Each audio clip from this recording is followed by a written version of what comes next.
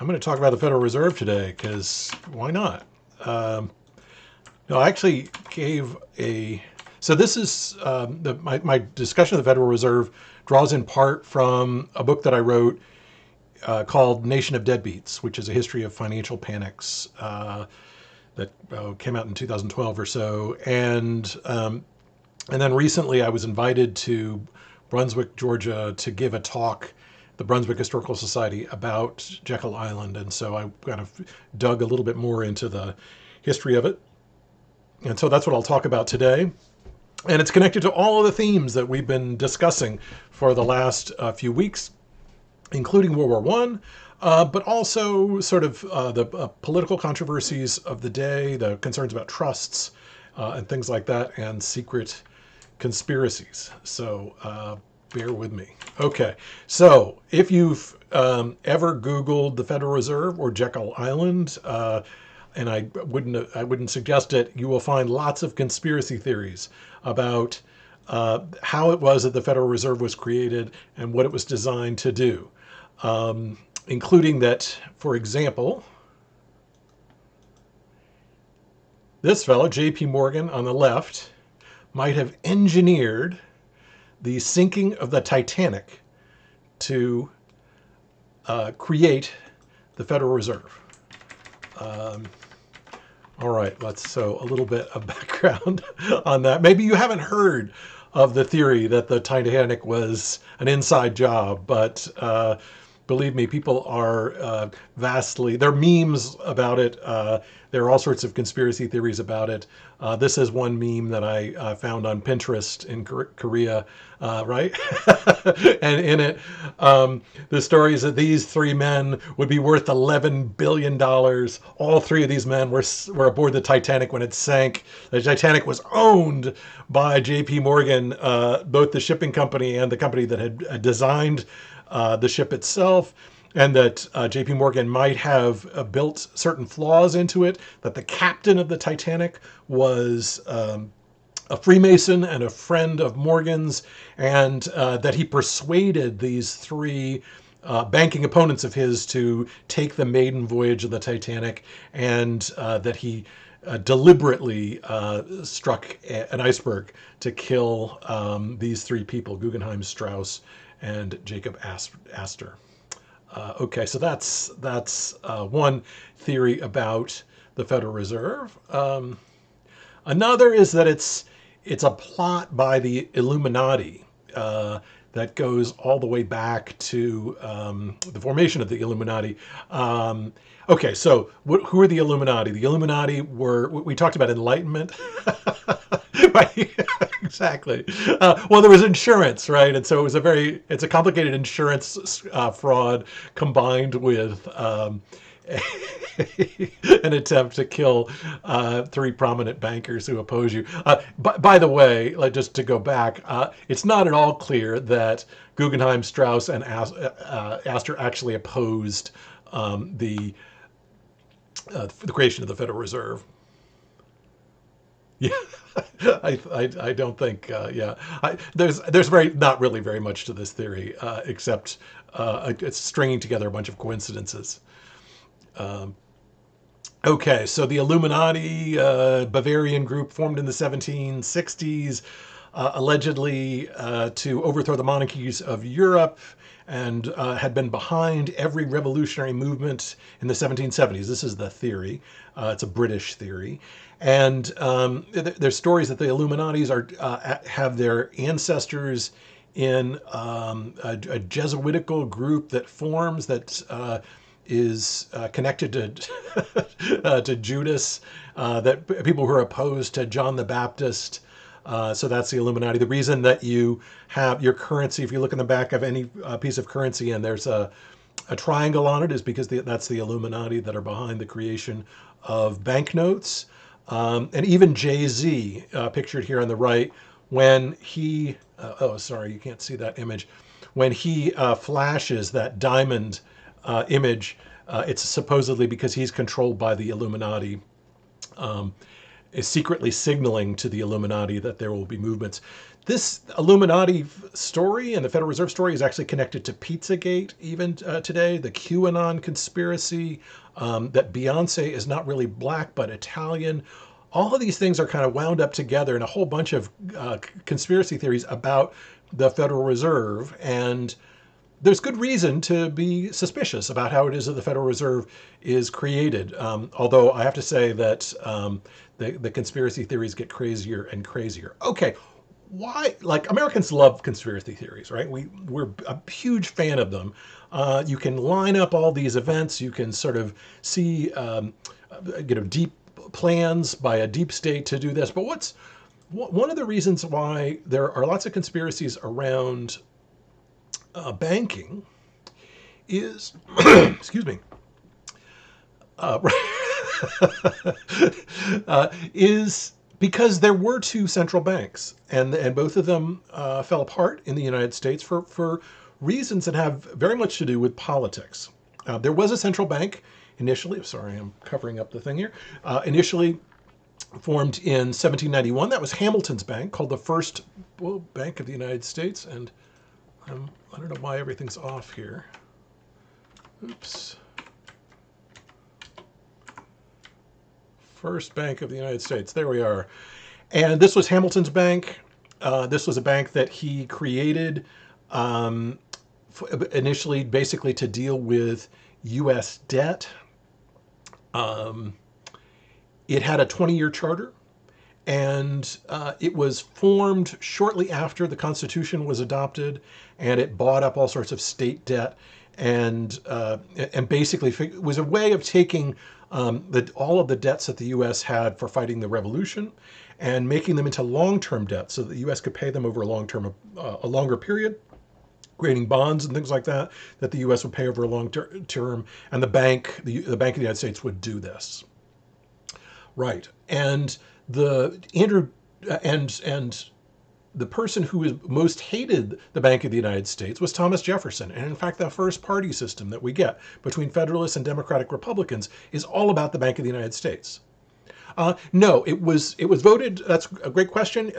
So this was voted in by Congress, and it was only after it was voted in that Thomas Jefferson discovers that almost half of the people in Congress were given stock in the First Bank of the United States as soon as it was formed. So he's fairly certain, Jefferson is fairly certain, that this is a payoff. And he says in his secret diary that the First U.S. Bank is a machine for the corruption of the legislature. Jefferson argues that this Federalist Party that becomes Hamilton's party is basically people who are paid off by the First Bank of the United States but in getting preferential stock issues from the First Bank of the United States. And he's not entirely wrong. It is telling that the people who supported it were the ones who got the stock in the First Bank of the United States.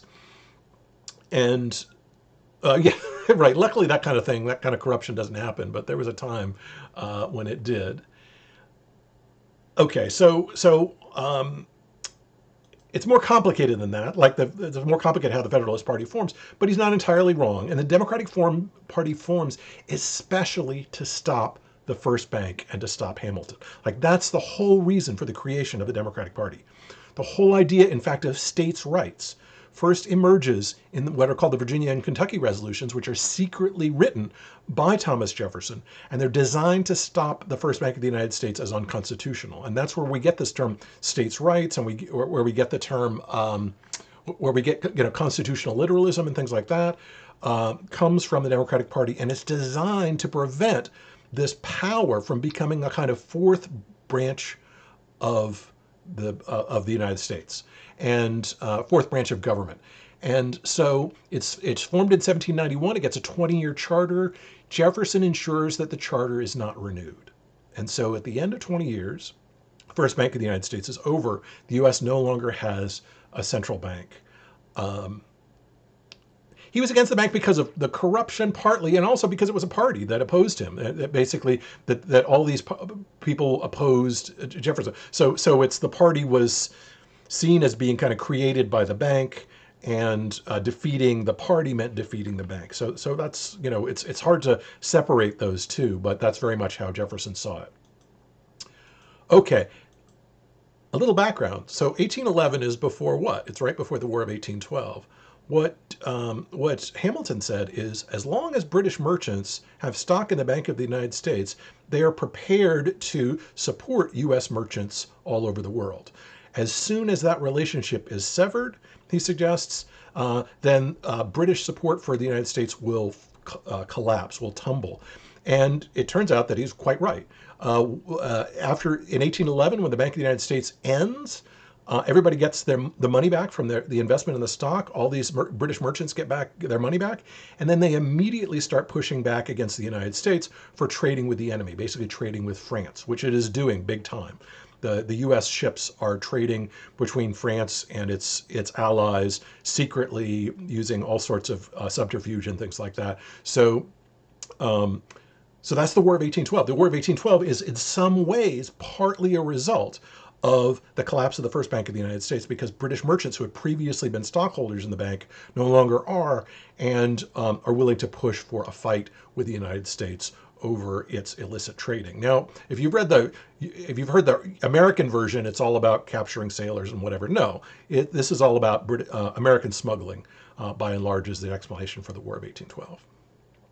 Okay, after the War of 1812, the U.S. has to pay for that war, pay for all those ships on the Great Lakes and things like that. And so it has to create a second Bank of the United States. So you have this sort of era of good feelings of Democratic Republicans. There's only one party. And suddenly you have to create a second bank to what? To sell this debt in Europe so that the U.S. can pay off these loans over time rather than having to pay them off all at once. And so John C. Calhoun writes the charter for the second Bank of the United States. And Andrew Jackson then opposes the second Bank of the United States and sees it as a criminal conspiracy, sees it as an organization that's designed to defeat him. Is he right?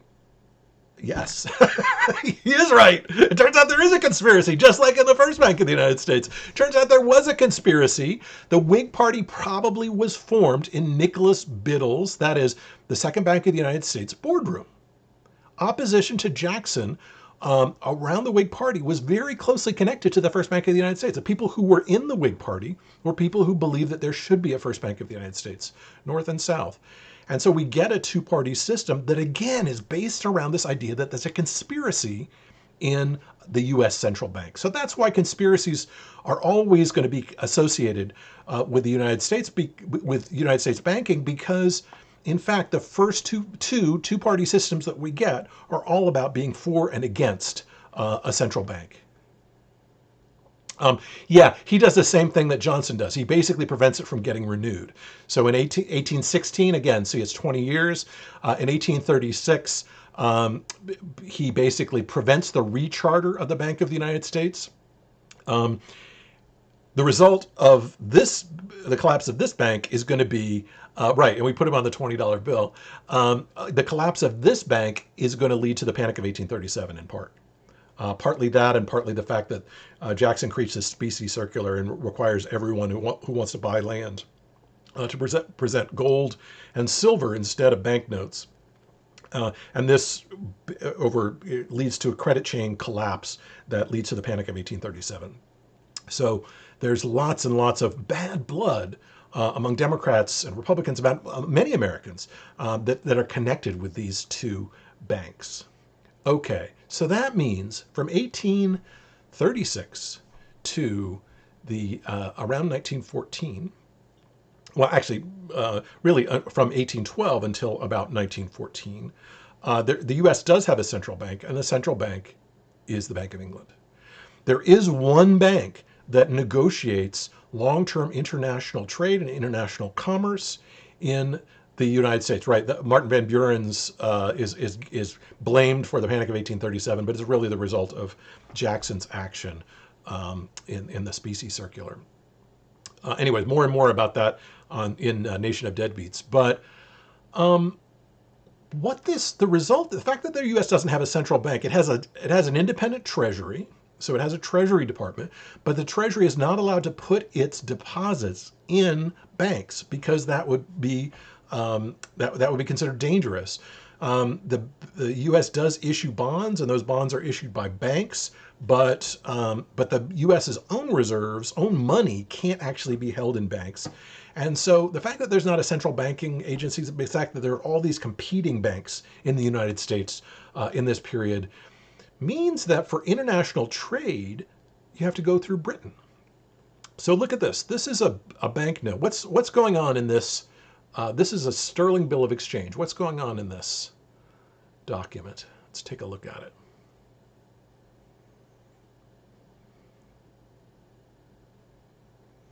What's happening in this document here?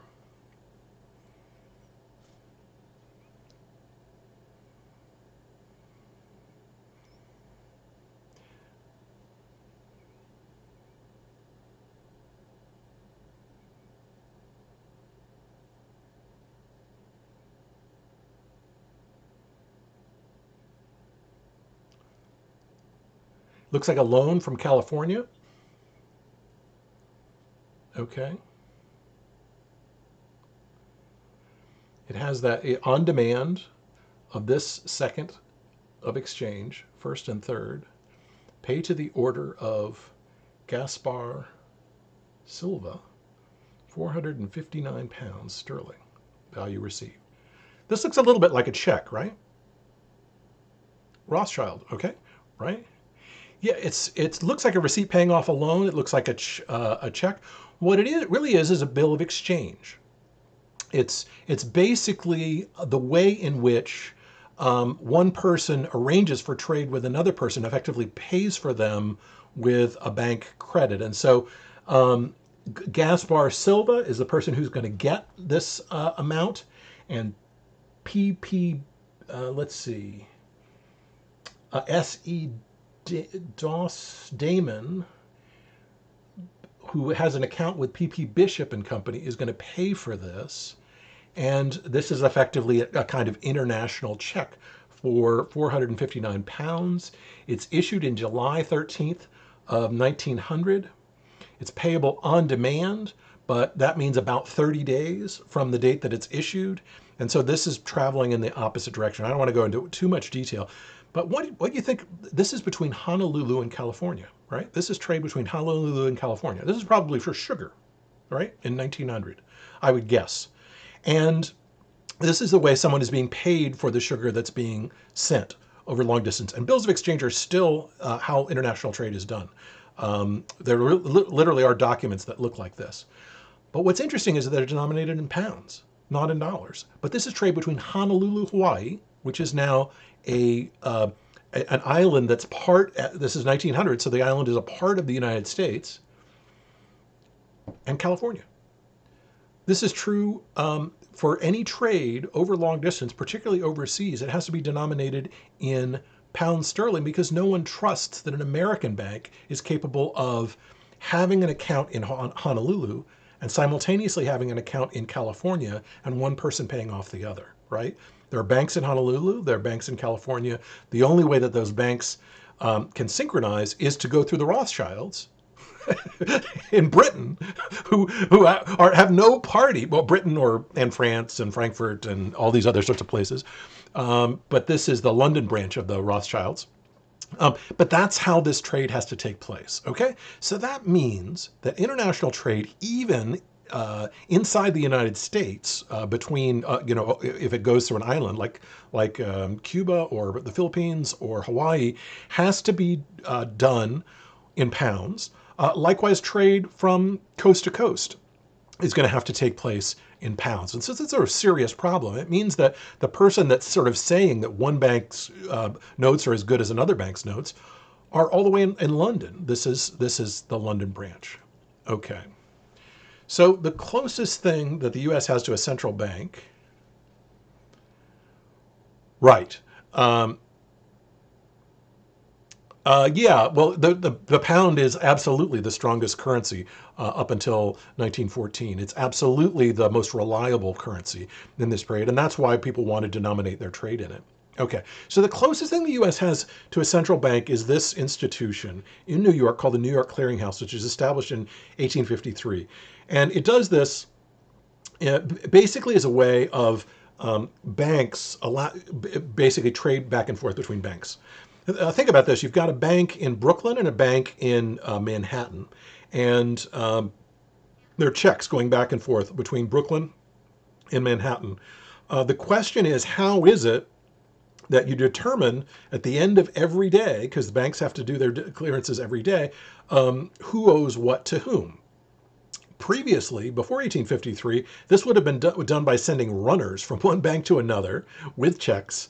The runners would have these checks, and then if Morgan's bank owed money to the Chase Manhattan Bank, then another runner would be sent with gold and silver to counterbalance the trade that's taking place. Okay. And this is really dangerous to be traveling around in New York City. No, it's not really that. It's really how it is that one bank establishes a relationship with another bank. You need ordinarily a central bank to do this. The United States has no central banks because they're the font of conspiracy and they're the source of political intrigue. And so banks have to sort of make do on their own and create something called the clearinghouse to do this. And so this is what a clearinghouse note looks like. And what it does basically is every bank who's a major bank in New York City sends out a teller. And this is what's going on, is those little teller vaults that are there. There's a cage in it, and they're counting all the Manhattan banks, all the New York banks, all the Morgan banks, all the other banks, things that are being brought in and things that are going back. At the end of the day, then, this is for the National Bank in 1887. At the end of the day, it turns out that the National Bank has brought in $2 million worth of checks, and it's received $957,000 worth of checks. That means its balance on this day, March 23rd, 1887, is $1 million. Okay? Rather than transferring $1 million in gold, literally to the National Bank, you just send the certificate. This certificate, and oops, it's cut off here. It says the New York Clearinghouse, is basically proof that the National Bank has about $1 million credit with the other banks as a whole in the clearinghouse. This is in a way currency, right? This demonstrates the National Bank can show to anybody who wants to believe them, they can show these notes and say, all right, we don't have $7 million in the vault, but we have a balance of $1 million today in the bank. Yeah, the teller's jobs were to count the daily checks and to basically determine who was owed what at the end of the day between all these New York banks. When a Boston bank or something like that came in, the bank dealt with it initially, but dealt with it by itself. But in all the New York banks, the New York Clearinghouse does this function. Okay, so that's one of the things that a central bank does. The U.S. doesn't have a central bank, so it's got this basically informal organization, the New York Clearinghouse, to do it. Does that make sense? In Britain, there's a Bank of England. In France, there's a Bank of France. In the Netherlands, there's a Bank of Amsterdam. Every major European state had a central bank, but the United States didn't, and for political reasons it didn't, and so it has this New York Clearinghouse. Okay, what happens during a panic? What happens at a time when there's not enough gold? When interest rates are 11, 12, 18, 24%, everybody's withdrawing their money from banks to get gold and silver. They refuse to accept the notes of banks.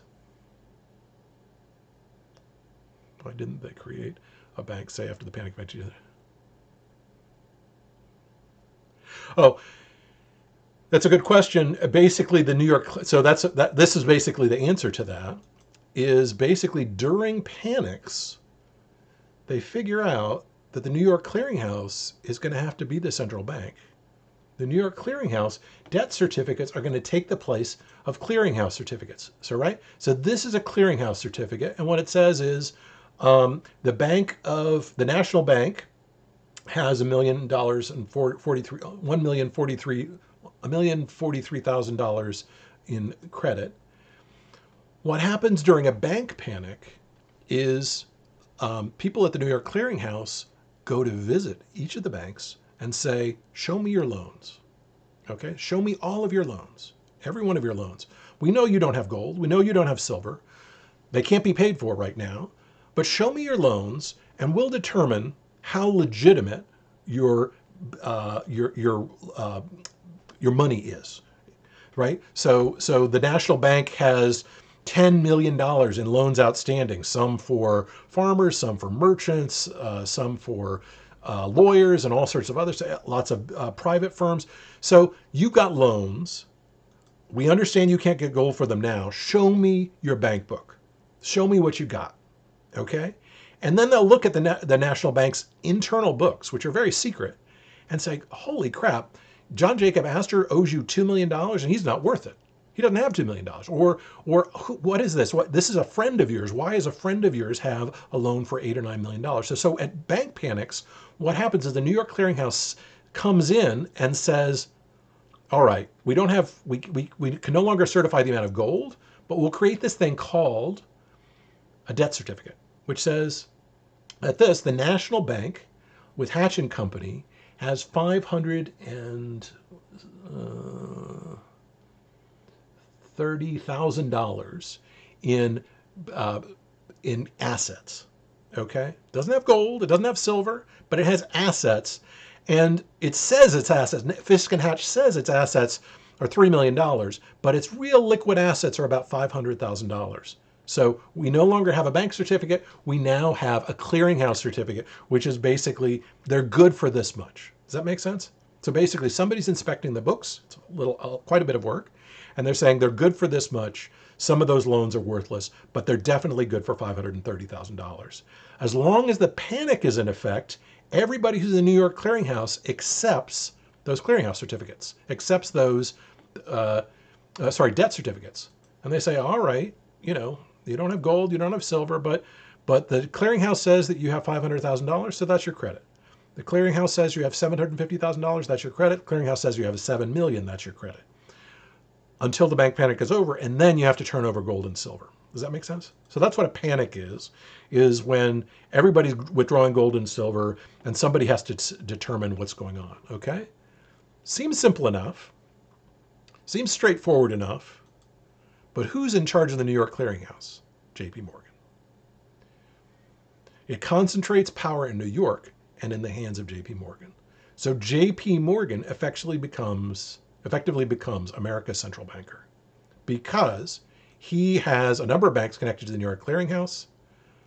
That's right. That's why he did okay during the panic, is that he is the person who's certifying that the other banks have money. Literally, his own men who work in the New York Clearinghouse are making decisions about who is good for it and who is not. And Morgan says, Fisk and Hatch, nope. Jay Cook, nope. And so those go under. That's just the way the clearinghouse works. Clearinghouse says this. We've looked at your documents. We've looked at your loans, and that's the way things work. So this centralized power in the hands of one person, and this is why J.P. Morgan becomes the most powerful banker in the United States in the 19th century, is because of the power of his banks and his power over the New York Clearinghouse, which was initially set up basically as a way of dealing with interbank transfers. It eventually becomes a central bank. Okay. All well and good.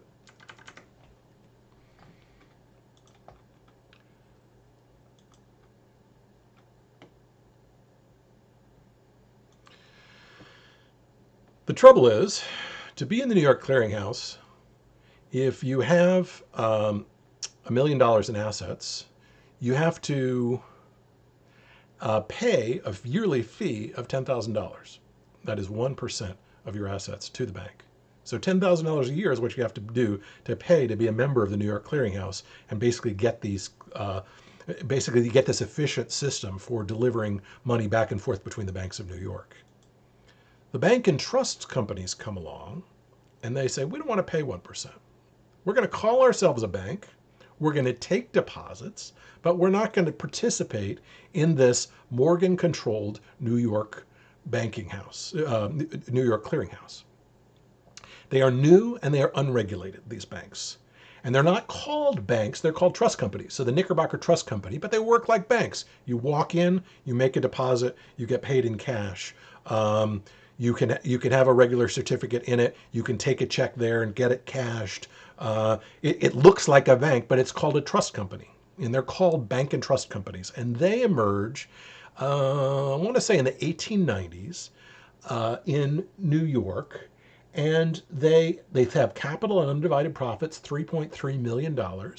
And that's what it says at the bottom. Sorry, I can't show you that. All right, $3.3 million.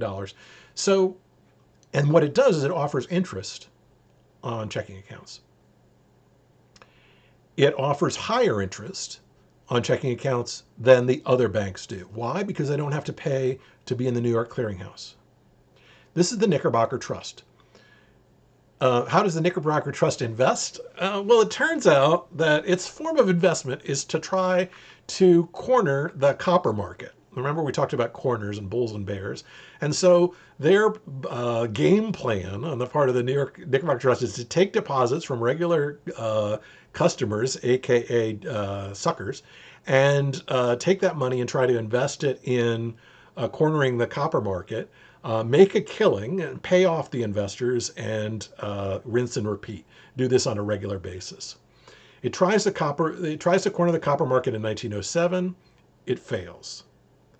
All right, what does the New York Clearinghouse do?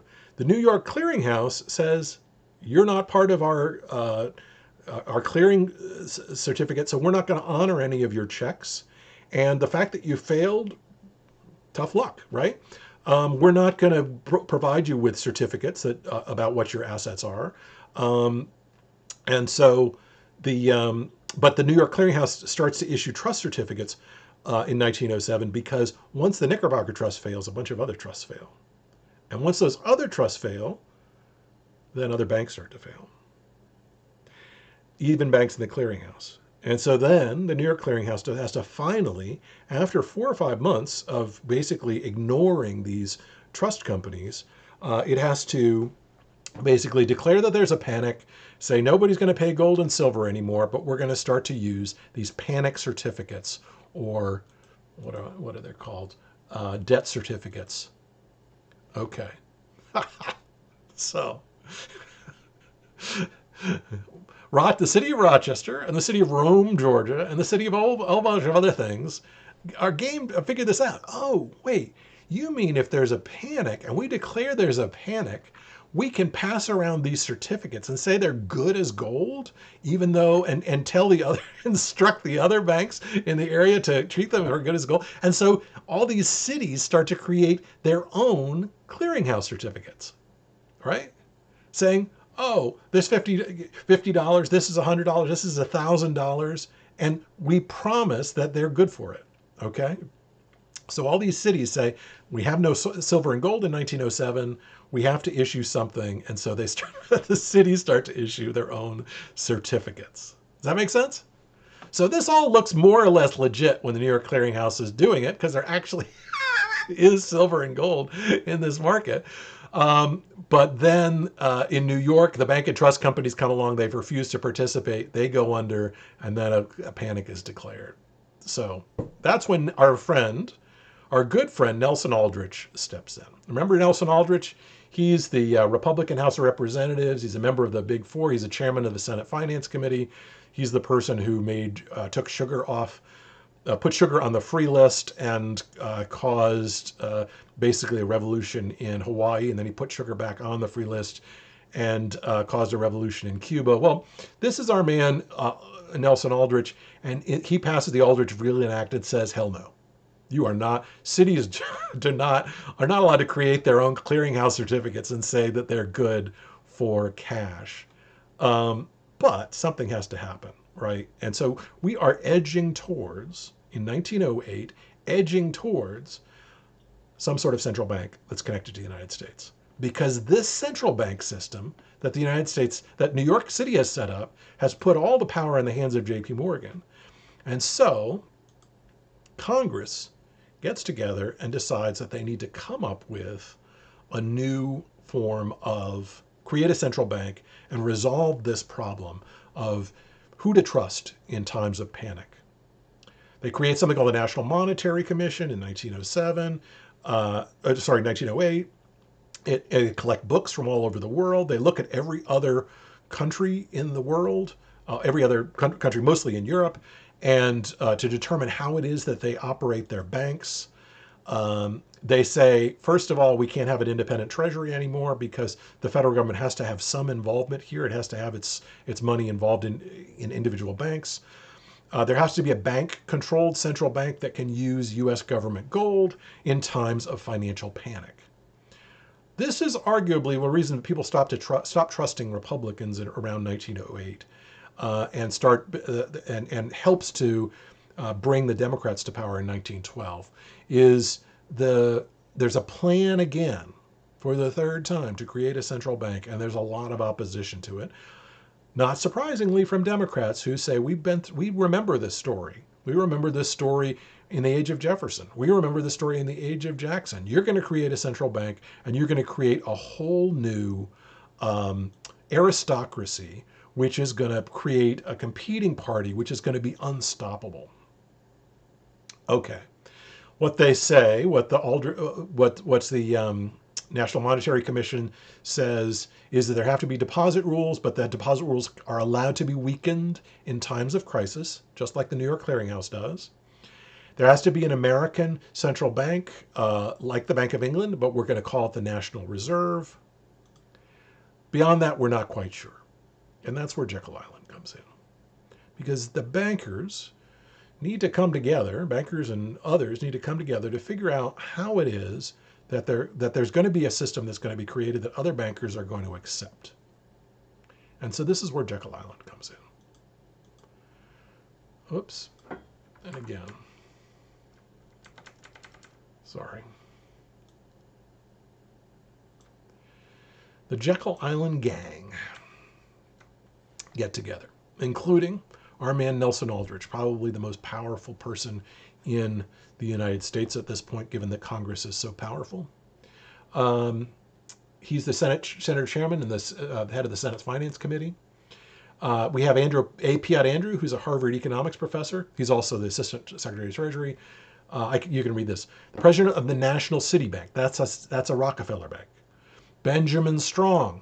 That's the president of the Bankers Trust, which is a Morgan bank.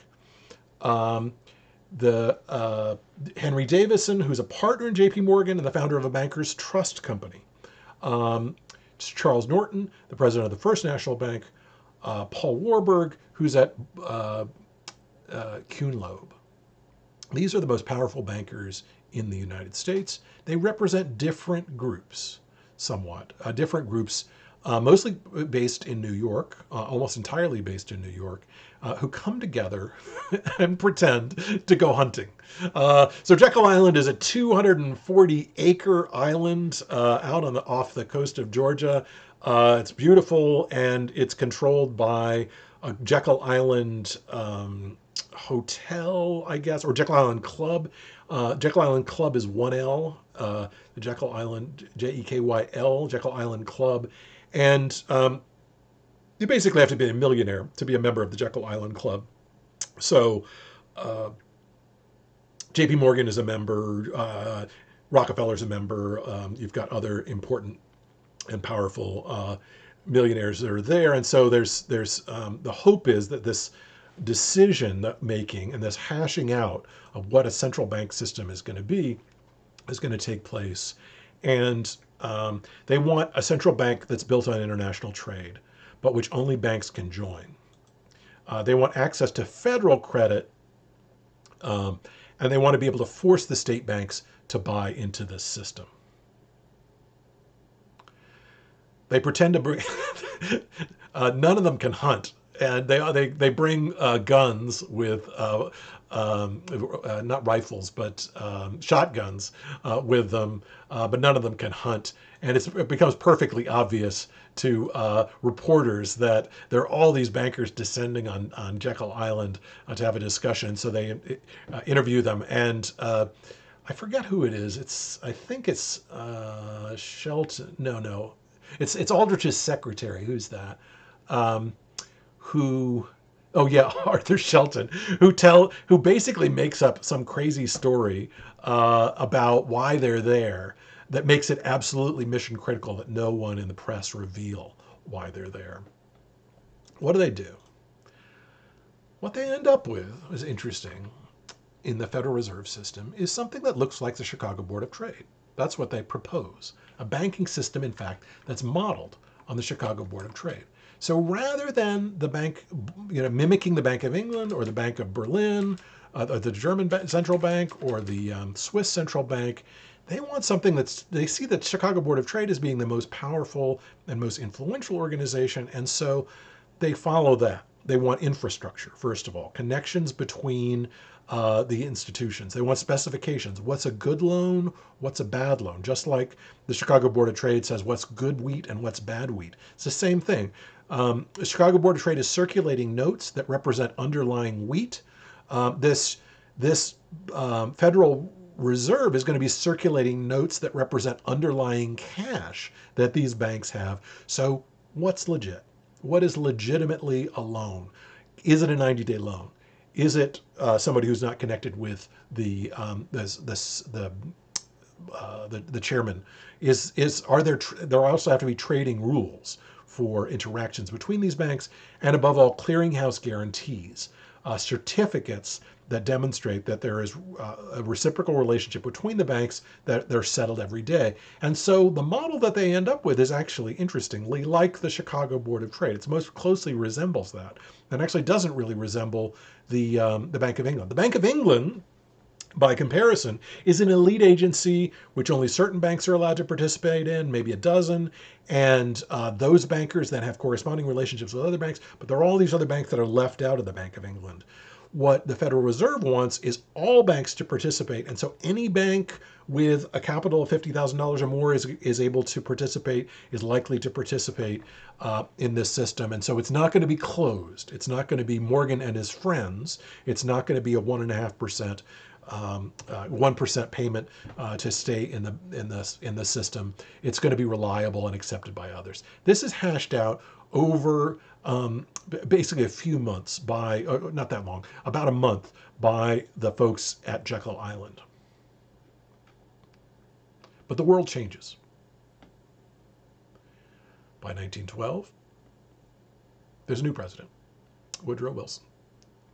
The Republicans are no longer in power, and the Republican Party is largely connected with banks. At the same time, the Democrats have also come to power in the House and I'm not sure about the Senate, but they've come to power in the House. And so there's a new regime in town.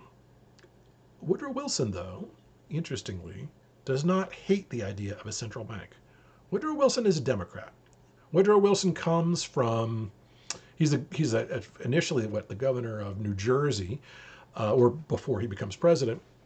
And he's a historian, Woodrow Wilson, who believes in the whole story about Reconstruction being a terrible thing and black voting being a terrible thing. So he's a fairly straightforward racist. He's a Democrat, but he thought that the Second Bank of the United States was a good thing. So he thinks that a central bank could be a positive thing. And so he's prepared to listen to or to pay attention to this act that's circulating in Congress, initially sponsored by Aldrich, but which has the backing of banks. The proposed legislation is circulating among banks and chambers of commerce. A bunch of banks throughout the country start to endorse it. And they say, well, it's better than the New York Clearinghouse, which centralizes power in New York. It's better than these clearinghouse certificates in Rome, Georgia, or God knows where, that are going to create their own money. It gives bankers a way of trading. There's not a high cost to participate in it. And so many bankers start to sign off on this and say that they support it.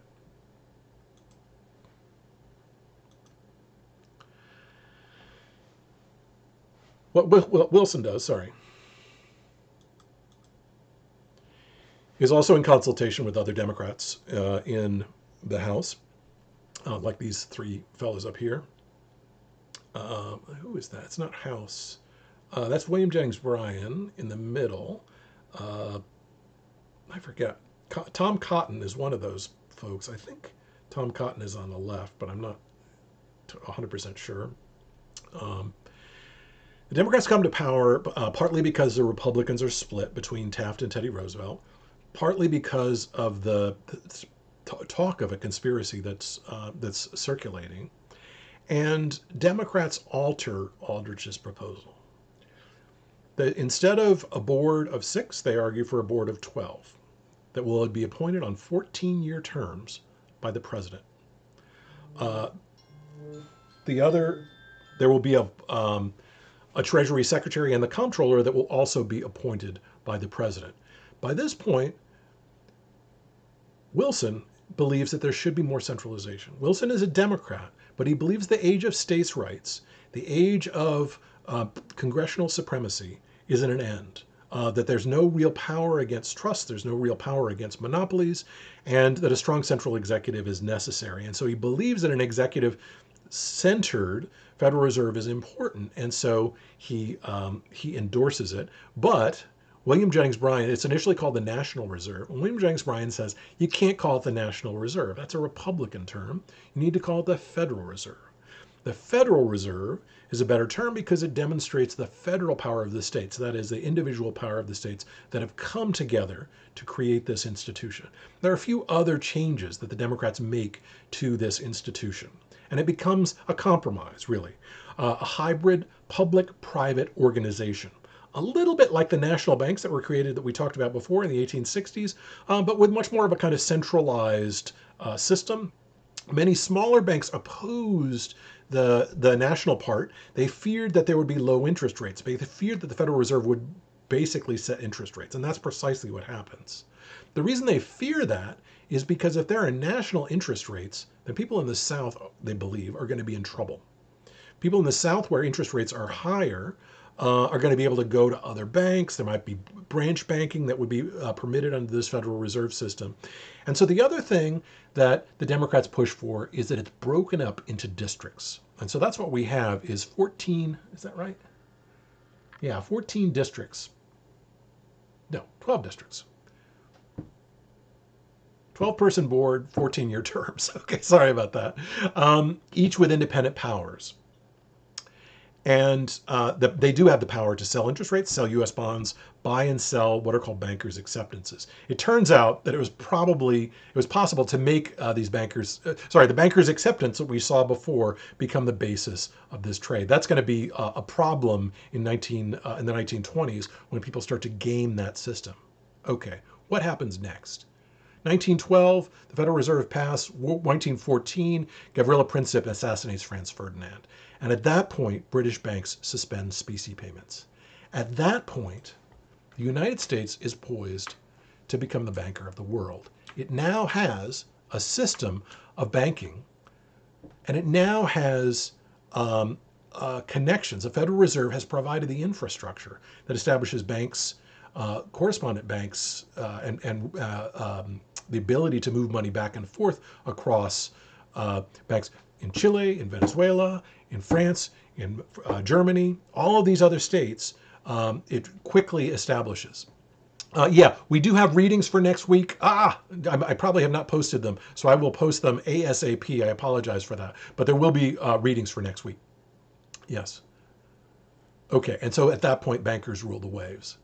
To conclude, the bankers don't admit to meeting until 20 years later. No one knows about this for sure until Aldrich's biography comes out, leading to charges of a banking conspiracy. And it absolutely was a banking conspiracy.